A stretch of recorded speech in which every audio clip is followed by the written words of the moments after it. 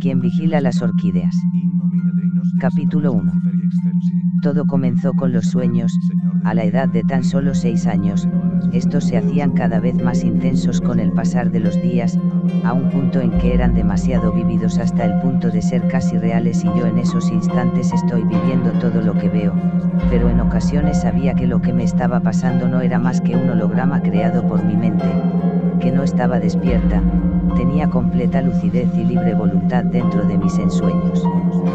Mis extraños viajes al mundo de Morfeo estaban siempre llenos de extraña simbología. Para mí estas representaciones de símbolos me eran desconocidos, ya que nunca en mi vida los había visto, al menos la mayoría. Todo comenzó a ser desconcertante para mi frágil mente. En ocasiones en mis viajes oníricos veía rostros de personas que yo no conocía, y estoy segura de que nunca había entablado algún tipo de interacción con alguno de estos individuos, dueños de aquellos rostros. En ninguna parte, eso es lo que recuerdo, que no están en mi memoria por algún trato con ellos en el Andú real, sino únicamente en el mundo de los sueños.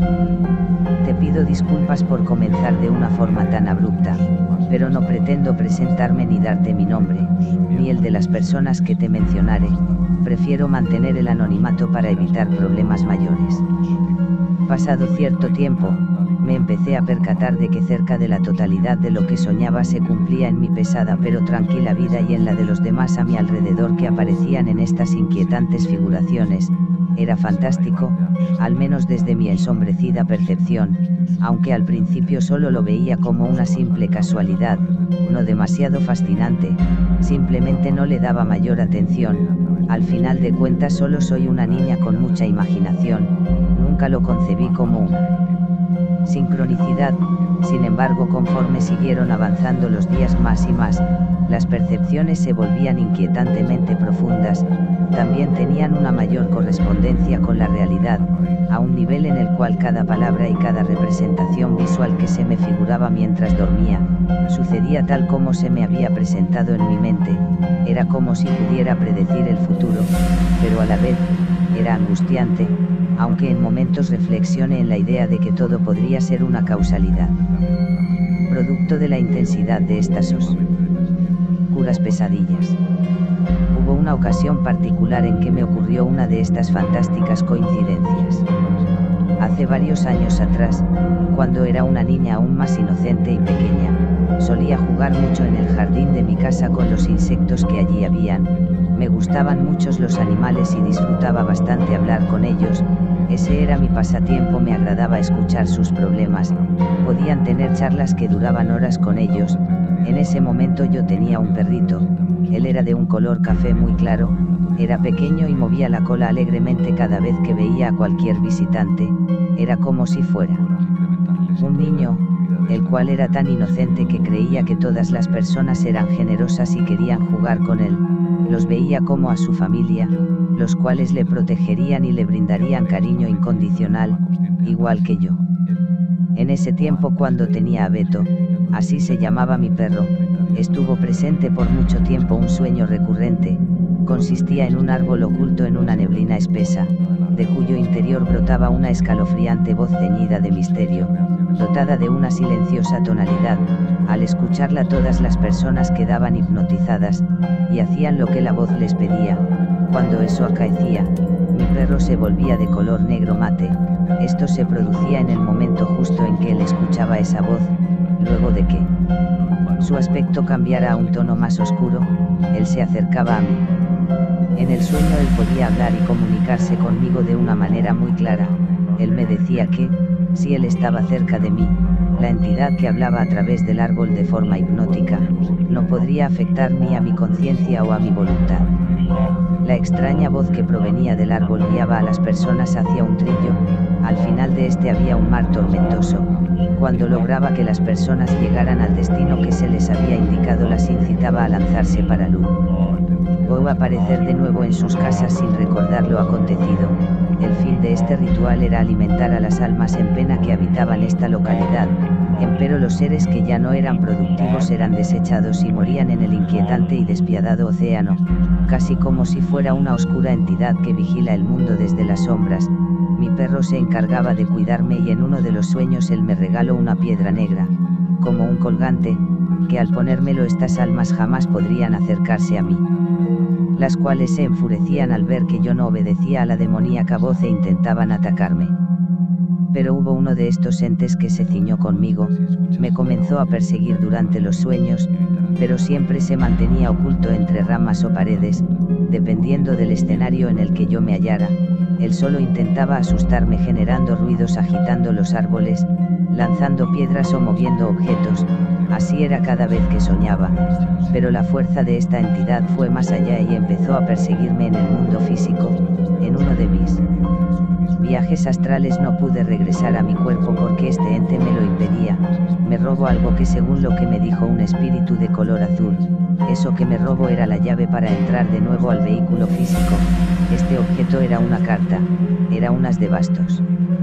Esta nueva entidad tenía el aspecto de una mujer, ya que tenía facciones finas, cabello largo negro y rizado, pero este ser que se volvería en un compañero en varias de mis salidas al mundo astral. En un momento me llegó a explicar que los seres que viven ahí son andróginos, incluso yo mientras esté en este mundo con este cuerpo espiritual, de la misma forma con cualquier persona. Este ente me dijo en aquel momento que la carta estaba perdida en algún lugar de los que yo había recorrido, solo tenía que volver a pasar por todos esos lugares y buscarla.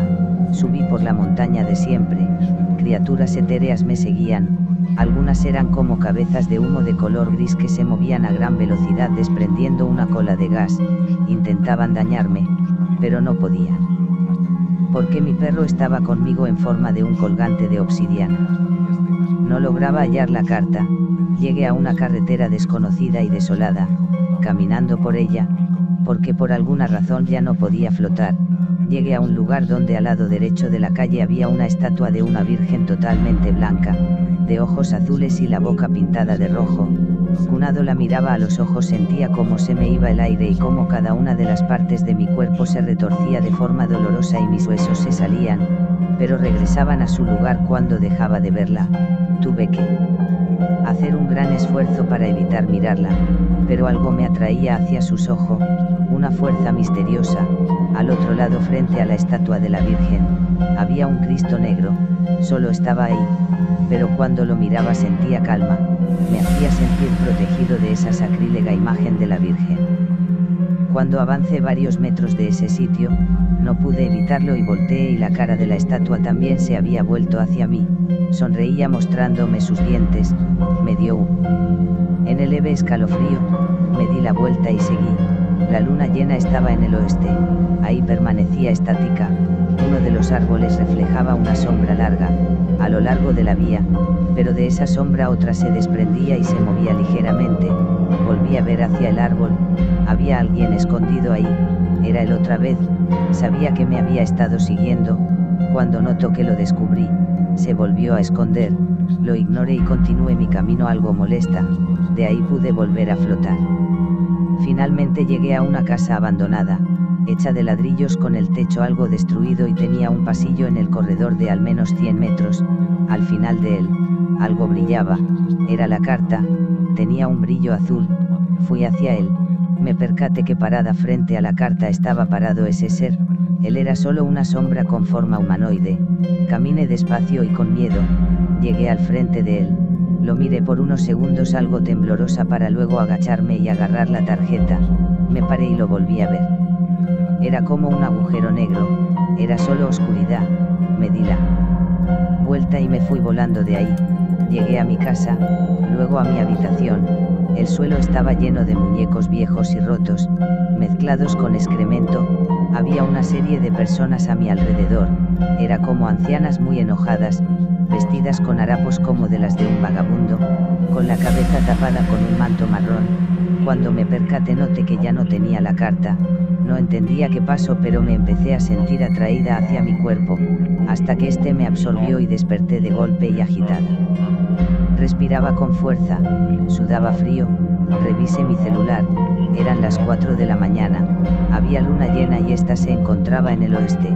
Cuando yo me había ido a dormir eran las 3:30 de la madrugada, no me di cuenta a qué hora me dormí, No recuerdo nada, solo perdí la conciencia al tocar mi cama. Yo siempre me acostaba a esa hora porque me daba miedo soñar y prefería quedarme leyendo algún libro o escuchando música.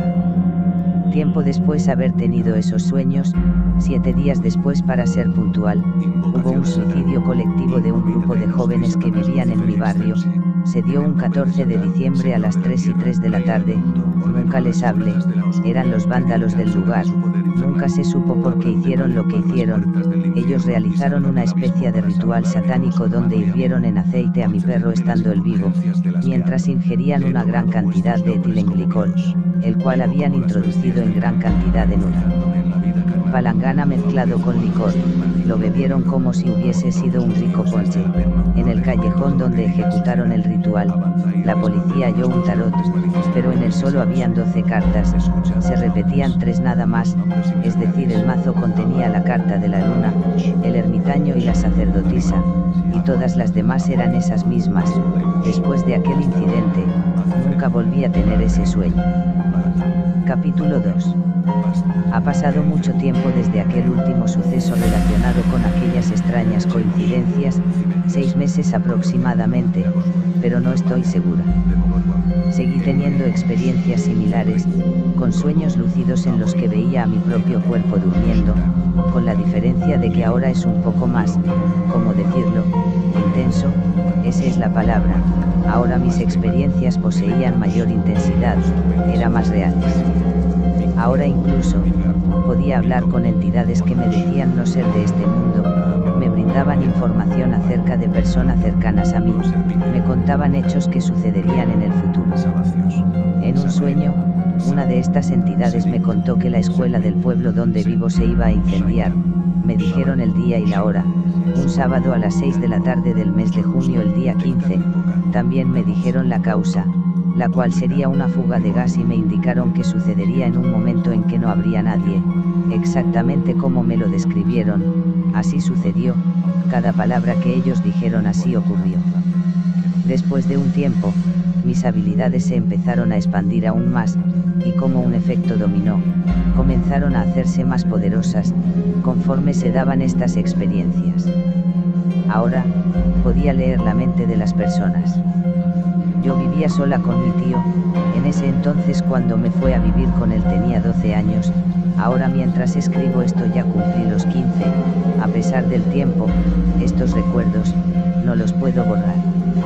Siempre lo quise mucho a él, a mi tío, me cuido con mucho amor después de que mis padres murieran en un accidente de avión rumbo México donde pasarían unas vacaciones en la ciudad de Veracruz, yo los iba a acompañar en ese viaje, pero de una forma extraña me enfermé mucho y sentí un profundo miedo, se apoderó de mí una gran incertidumbre. Esto me llevó a tomar la decisión de quedarme, e irme a la casa de mi tío durante ese tiempo. En el fondo de mí, sé que una fuerza misteriosa impidió que me fuera, tal vez me hubiera gustado que también hubiera salvado a mis padres.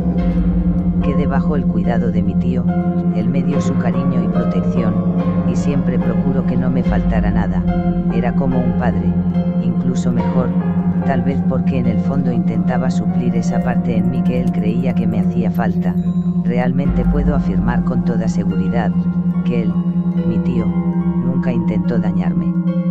Ahora hay algo que me perturba de él, simplemente algo en su interior cambió de forma repentina, y puedo darme cuenta de que no es él, que sea donde sea que él esté, se encuentra muy lejos, en algún lugar de su interior. Puedo oír sus pensamientos, y yo, estoy en ellos siempre, coligada a imágenes de muerte, odio, asco, pensamientos depravadamente psicalípticos.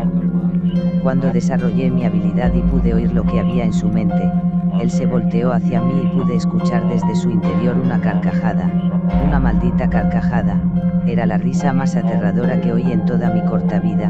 Sé que no es él, no puede serlo, no quiero que lo sea, lo he conocido desde hace mucho tiempo, él es toda mi familia. Ahora la única persona que me hacía sentir segura ahora me hace sentir indefensa y sola, muy sola. Capítulo 3. Mi tío era un hombre con un cierto aire intelectual, aunque no poseía una buena condición física. Bueno, a lo que me refiero es que él se cuidaba, comía sano, no fumaba ni tomaba, pero no hacía ejercicio ni realizaba ningún deporte, por lo que tenía un aspecto pálido y esmirriado. Tenía una biblioteca en la que pasaba horas encerrado, tenía todo tipo de libros, de filosofía, de ciencia, poesía, literatura clásica, sobre alquimia, astrología y unos libros muy extraños que decían Boetia.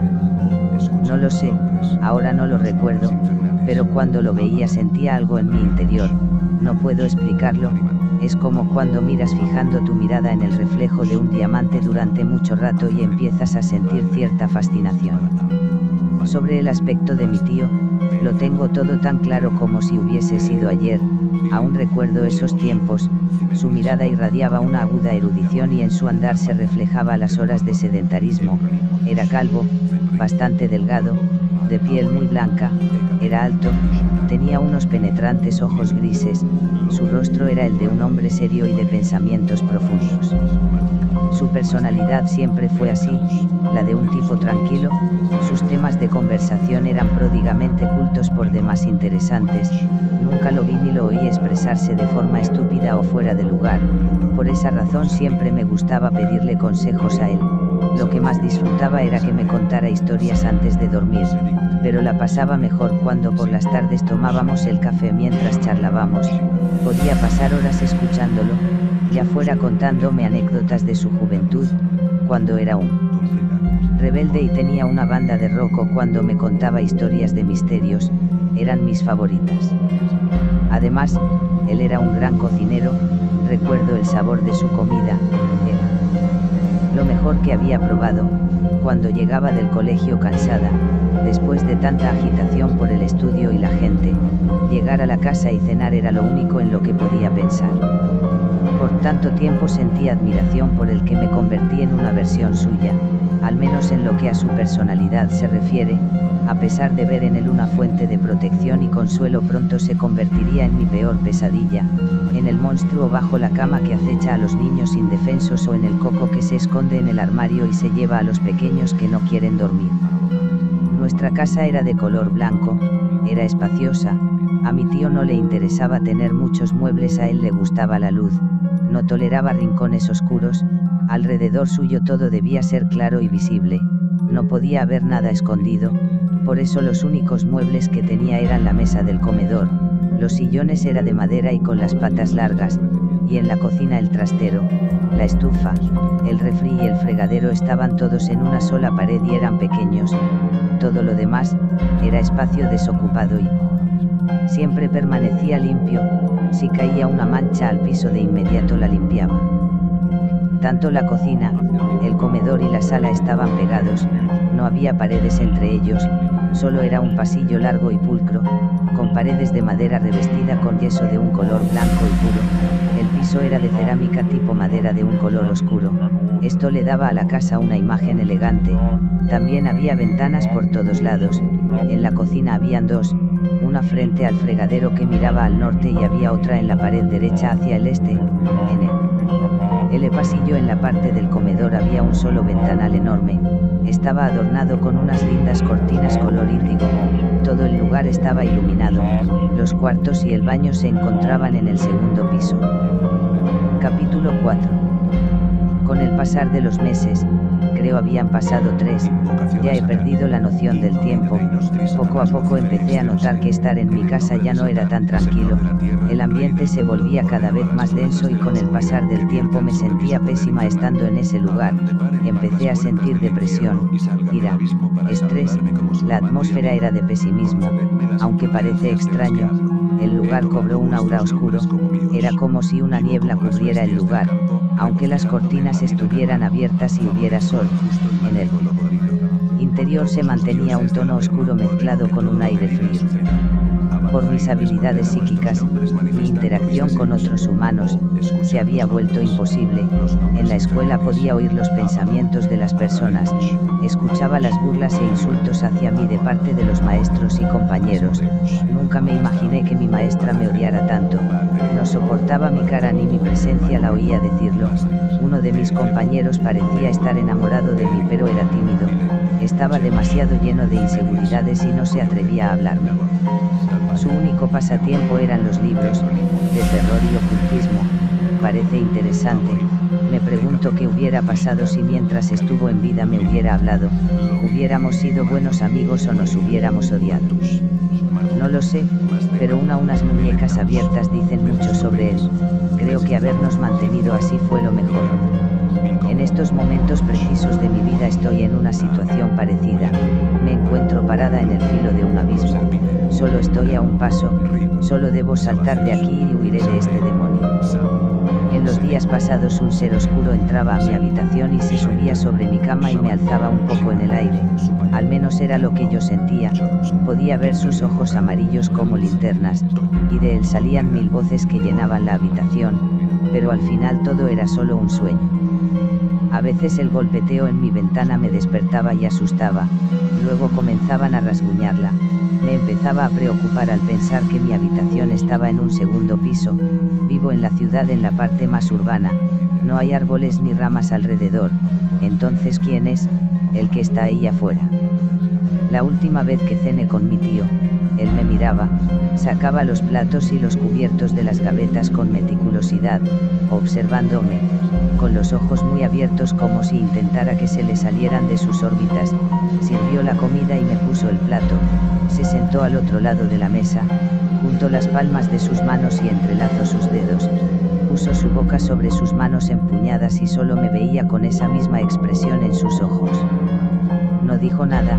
Intenté comer, pero por desgracia yo oía sus pensamientos, los cuales eran algo que iba más allá del horror que alguien se pueda imaginar. Solo eran sus malditos pensamientos. Sin embargo, era lo más maldito y blasfemo que una persona pueda oír. Yo solo soy una inocente niña y lo que mi psique develaba se encontraba en una dimensión más allá de lo que era capaz de soportar. Su maligna alma es sacrílega para la naturaleza y para este mundo, por el simple hecho de estar aquí. Por cada cucharada que daba, mis manos temblaban demasiado haciendo sonar el plato, que contenía una sopa de verduras. Él solo sonreía al verme. Como me estremecía, era esa mirada maniática como el de una araña viendo a su presa, una indefensa mosca atrapada en su telaraña, esa expresión que solo puede sentir un psicópata al ver a su víctima temblar de miedo antes de matarla. Cuando él estaba feliz, el volumen de sus pensamientos subían. Era el infierno. Si tan solo quien lee esto pudiera oír lo que yo oía. Solo piensa cómo sería si pudieras escuchar los pensamientos del Señor de las tinieblas. Simplemente no son normales, no es algo natural. Días atrás, cuando me empecé a percatar de lo que sucedía, empecé a evitar estar cerca de él. Trataba de comer en la calle, tomar el café sola, todo lo que me fuera posible para evitar estar cerca de él y tener que hacerle frente a esto. Quería evadir este momento. Ese día, cuando terminé mi cena, la cual estaba fría y grasosa, me levanté y traté de disimular que no pasaba nada y solo le dije que me retiraría y le di las gracias.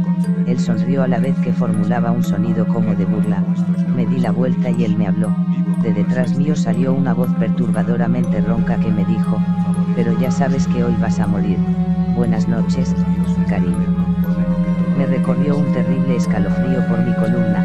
Pensé que lo que había dicho fue una ilusión mía, pero sé que no es así. No tiene sentido engañarme. Debo dormir cerca de quien me quiere asesinar. Sé que no puedo huir. Sé que me va a encontrar donde vaya. Solo me queda encargarme por mi propia cuenta de morir. Capítulo 5. He venido a este bosque corriendo, he caminado por 12 kilómetros, al entrar aquí he podido sentir cómo me siguen las miradas de seres escondidos entre las sombras, he sentido cómo alguien me sigue desde que me escapé de la casa. Después de aquella perturbadora cena pasaron días y mi tío había desaparecido. Yo procuré no salir de mi casa para nada. En esos días escuchaba golpes en las paredes y en el techo, pero no me atrevía a investigar. De mi habitación solo salía para ir al baño y a buscar agua para no morir deshidratada, porque toda la comida en el refri estaba podrida. En estos días no me podía sacar de la mente todos los horrores que pude ver en sus retorcidos pensamientos. Pude observar cómo me violaba, podía escuchar mis propios gritos de dolor cuando con violencia me descuartizaba, me arrancaba la cabeza y se masturbaba con ella. Vi cómo asesinaba frenéticamente a mis padres, abriendo sus entrañas, y sin embargo ellos no morían, solo gritaban de dolor. Vi cómo una sombra oscura cubría ese avión y lo eché y con acento a estrellarse en una región montañosa en El Salvador llamada El Chicontepec, San Vicente. Podía ver el avión en llamas y a las personas calcinarse, presionadas contra los escombros, otras morían mutiladas, otras aplastadas. Era un festín escarlata, adornado de vísceras y sangre. Solo en su fría mirada fui desgraciadamente capaz de ver las profundidades del torbellino abismal del infierno. A pesar de que estoy débil por la falta de alimento, de descanso y por el miedo, logré llegar aquí, a un acantilado. Al final hay un torrentoso río. Mientras estoy parada aquí oigo sus voces y siento sus miradas. Ellos se ríen y él los acompaña. Esto es lo que querían. Fueron ellos los que me guiaron hasta aquí. Oigo la voz verdadera de mi tío.